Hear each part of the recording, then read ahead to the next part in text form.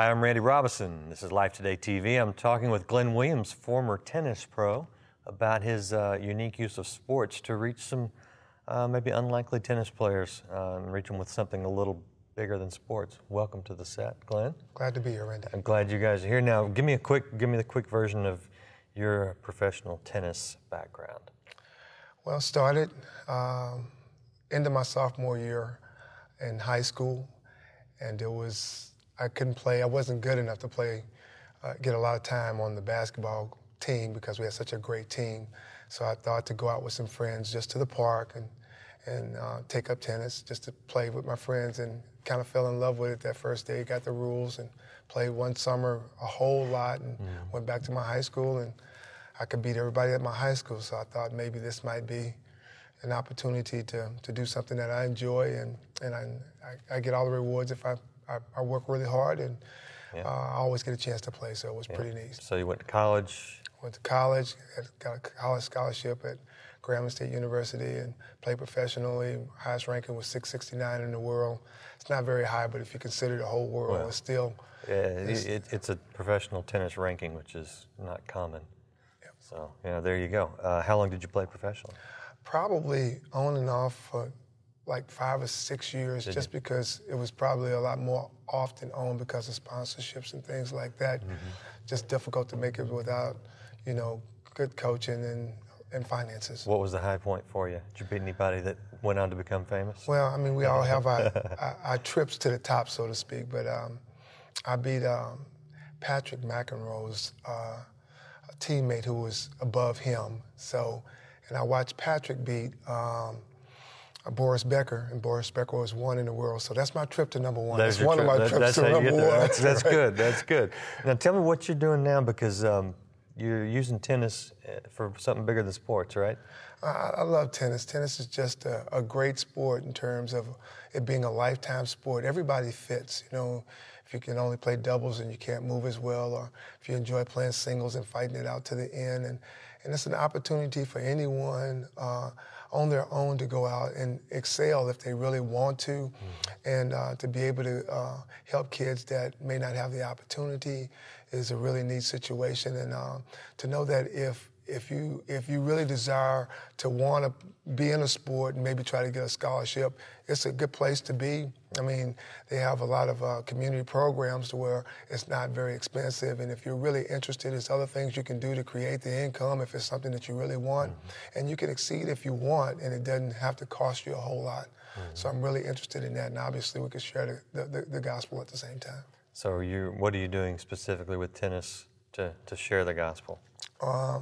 It's kind of hard to teach a lesson in some ways without sharing the gospel, because it's kind of hard to get the people to teach them how to hit a forehand or what they're trying to get better at without getting to what's bothering them. And a lot of times it has to do with something that happened before or something that's going on in their life. And the old saying, people don't care how much you know until they know how much you care, and that kind of thing. And you show them that you care and you're sensitive and that you're sincere about it.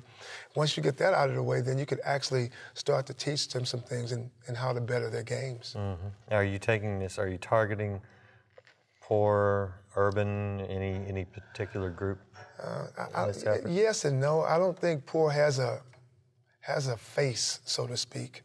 You want to say it's this group or that group, but it's anyone that comes out there that has a need, and it just so happens that a lot of those that come out don't have sometimes the income to be able to do it, that kind of thing.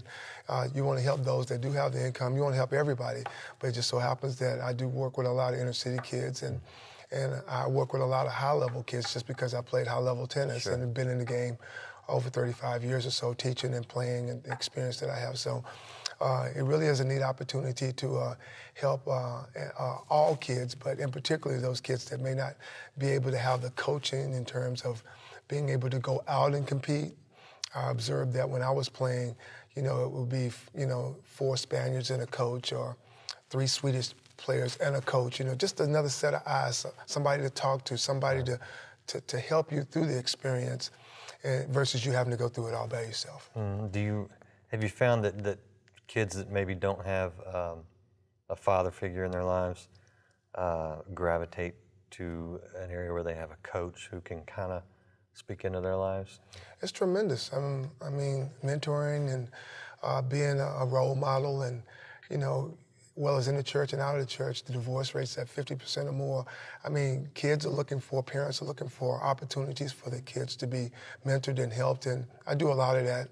I do a lot of giving away, and I think you can't give enough in terms of what God gives back to you. So I do that on a daily basis, and a lot of times the issues are, with single parents and them doing the best that they can, no father figure in the home and that kind of thing. And we're able to speak into some of those areas, and a lot of the difficulties have to do with the parents more than they do with the kids at times. Yeah, unfortunately, you're absolutely right.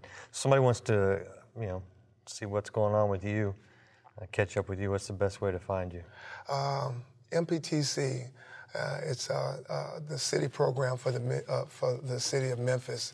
They are in charge of like 9 facilities, and I work at one of the facilities.